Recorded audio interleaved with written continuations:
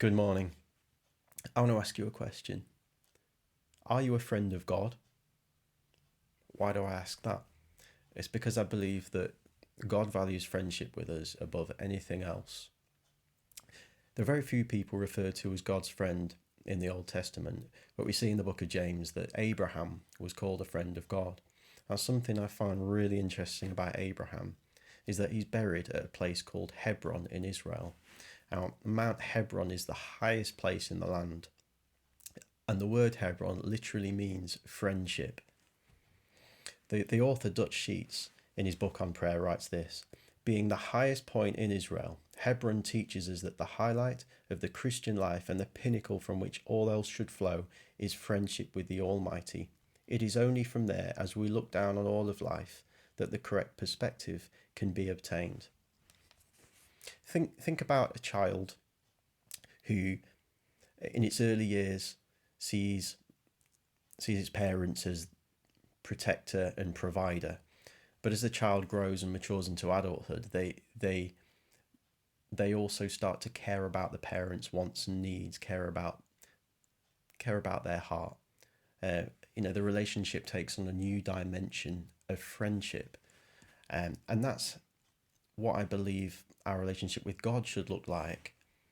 He is our Father, we're His children.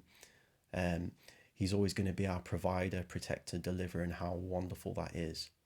But as we grow and mature, we're actually called to partner with Him as friends. We talk about serving God, but we're to serve Him from a position of friendship, not as slaves or out of obligation, but as a friend would serve a friend, because we care about His heart. Look at what Jesus said in John 15 to His disciples. This was shortly before He gave them the Great Commission.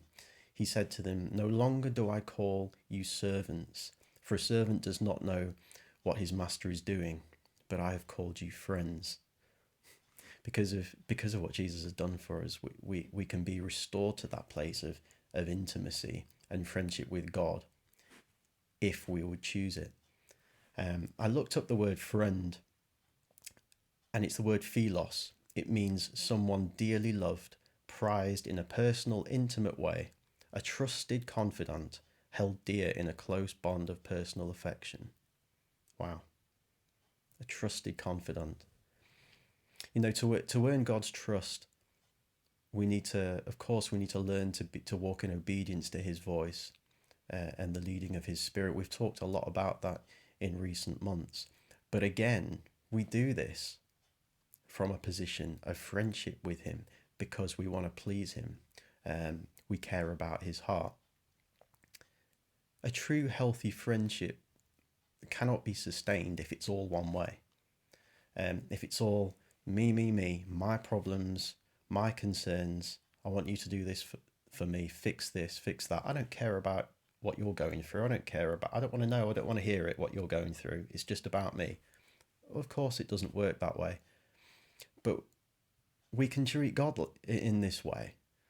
We end up using Him, and then we end up feeling dissatisfied and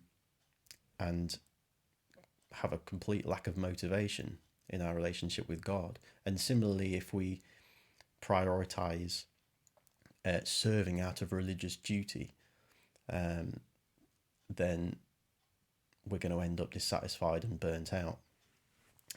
Remember the story of Mary and Martha in the Bible, where Martha is rushing about serving Jesus, getting things ready, and getting frustrated because Mary is sitting at the feet of Jesus. But Jesus says that Mary has chosen the better thing. She cares about what Jesus has to say. She cares about His heart. So if you're struggling at the moment, ask yourself, am I being a friend to God? Am I sitting at His feet, just putting aside my wants and needs just for a few moments and asking God about what's on His heart? Lord, what is on your heart today? What is bringing you joy today? What's weighing heavy on your heart today? He's waiting to reveal His heart to you.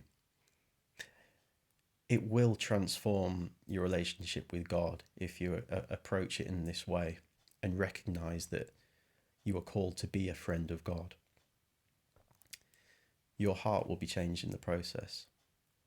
So I just want to encourage you today, just to spend time with him, sitting at his feet, seeking after his heart. It will bless you. See you soon.